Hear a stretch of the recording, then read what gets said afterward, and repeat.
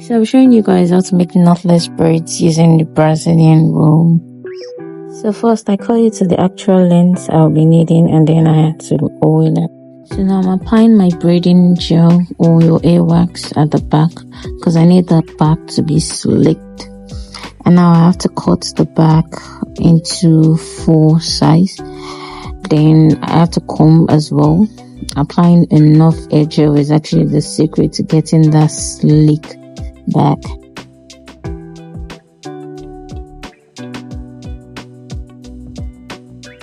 So after I've combed and parted it, we'll be going right into braiding it. So as usual, you part it, you mold first. I like molding the back because you want it to be slicked, and then you start braiding.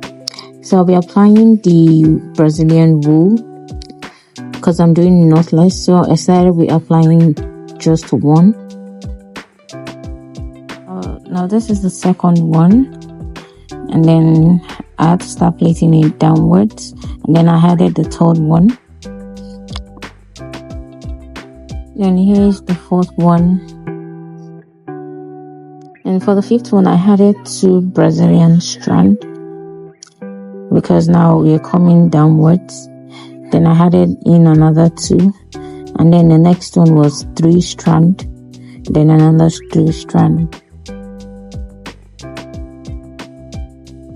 Then to hide the natural hair and make sure that it doesn't come out, I had to apply a wax on it to slick it down with the Brazilian wool. And then you can decide to twist it as well, the same way I'm doing. This still works as long as the natural hair doesn't show.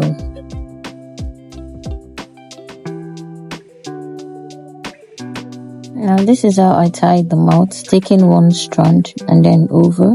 I like locking it twice so it doesn't lose. And here is your knotless Brazilian wool hairstyle. Really nice, right?